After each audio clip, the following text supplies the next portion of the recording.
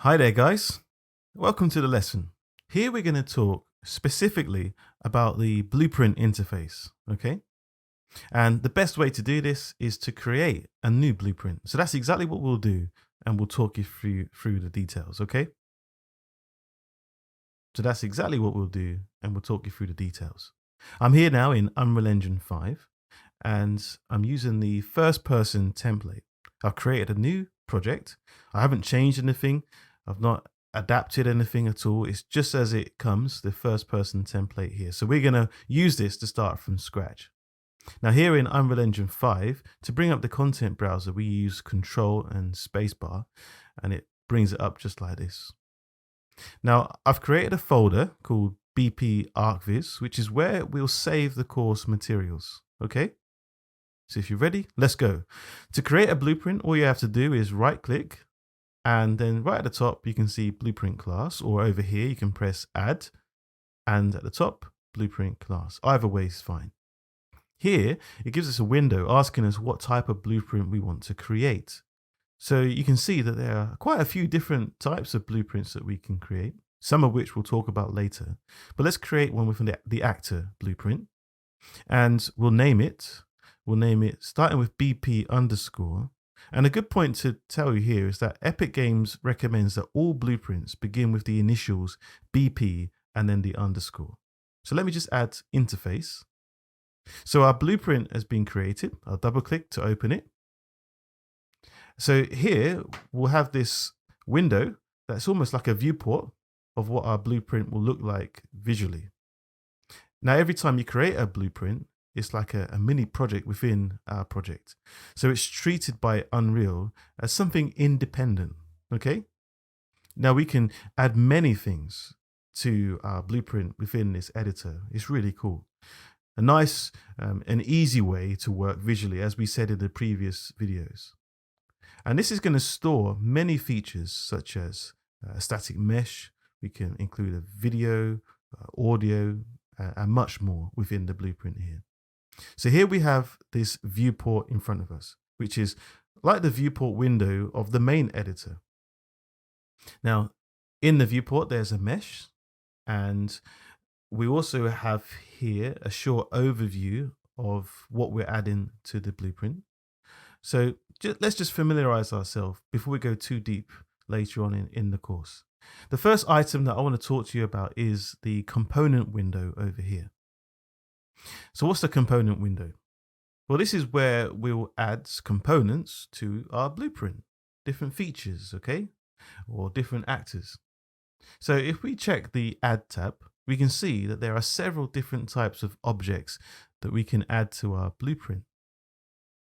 Some of them are specifically for programming, but basically we have many good features here to use. A static mesh, for example, lights or audio. Now, for us, in our case, if we want to create a blueprint with one of these components, we just need to add them from the list. Now, it's not mandatory, of course. There are blueprints that don't have any components in it. So then here we have the hierarchy of the objects. So this is the BP underscore interface itself at the top. Then underneath, there's this default scene root. So what's that? Well, this is an element that cannot be selected, cannot be moved. It doesn't have any dimensions. You can zoom in, zoom out. Nothing happens to it, okay? So it's just a reference for you to work with the blueprint. And it's always positioned at the 0 point of the blueprint. It's like the pivot point of blueprint. So when we add the blueprint into the editor, the pivot will always be at 0, 0, 0, right? Here in the components list, I can add, for example, a static mesh. So I've added that now. I can rename it as well if I want to. Obviously, there's nothing there. We can see that nothing's changed. The coordinates haven't been affected, but we have added a 3D element to the blueprint. So we can add in one of the static meshes from within our project here. And here we have the mesh itself, this pillar. Now, since it's not the default blueprint route, we can move it around. Okay. So it's a movable object within the viewport. Let me just demonstrate the pivot placement, which is really interesting. I'll just close this and let's open here, and there's our blueprint. Put it into the scene. And here we can see the pivot where the default scene route is. And if I open this, let me open it so we can just do it in real time. Go back to viewport. So we can see it side by side. You see, as I'm moving it, what's happening? So it's moving according to the blueprint 0 point, but in the scene, it moves according to the pivot 0, which is the pivot scene route. Okay.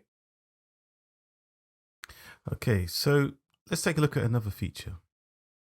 Now here in the hierarchy, we can see that how it's all laid out when we add a component. You get basically a list of importance. So if we add a point light here in the scene, this sits just underneath the static mesh. So I can move it. I can move it quite freely. Fine, no problem there. But if I move the static mesh, if I click on the static mesh now and move that, it also moves the point light with it as well. You see that? Why does it do that?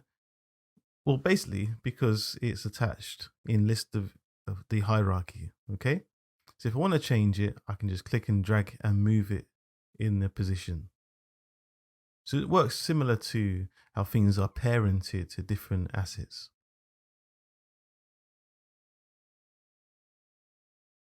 Okay, so what if I don't want the default scene route on my blueprint? What if I want to add something else as my pivot? Well, I can just click and drag and it removes the default scene route. But just bear in mind that now it's locked, okay? So you can't move it independently. So it's just something to be aware of. I don't normally tend to use it. I normally tend to leave the default scene route in because otherwise it's constantly locked.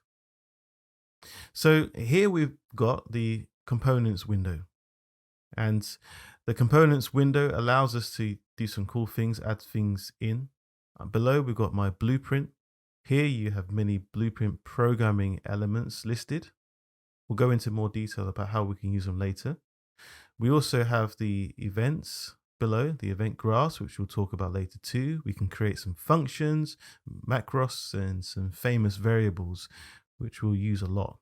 We'll go over all of this in much more detail later. On the right-hand side, we have the details panel, which is exactly like the one in the editor. If you open an object, it shows the details of the object here, as we're familiar with. If I go back to the light here, we can see the details that pertain to the light, just as we have in the editor. And then down here, we have the compilation results, the compiler, okay? So every time we create something that's new in the blueprint, we have to compile it. And that's because Unreal will analyze all that we've done and it will check it to make sure it works. And it will highlight any programming areas or anything that's been put together incorrectly or something that's not connected right, and it will let us know. So every time we compile, it will show the results down here. What else then? So here is a viewport window, which is similar to the editors we've shown. We can use the top, left, and lit features as well. We have this construction script, which is basically a function that is a standard function. We can't delete this, okay? So it's mandatory. You have to have a construction script in your blueprint. So what does it do? Well, it creates a function, a line of programming before we go into play mode, because most blueprints work from the moment you click play in your project. When the game starts, this construction script works kind of like this. It creates some variables before you actually start the game. You can view it as it's building the ability to for the blueprint to work. Now, we won't be using this because for us, it's rarely used in ArcViz experiences. The main thing we'll be using in the blueprints is the event graph, which is where all the nodes are and the ones we talked about at the beginning, which is where basically all the magic happens. Everything we do in terms of programming is all here.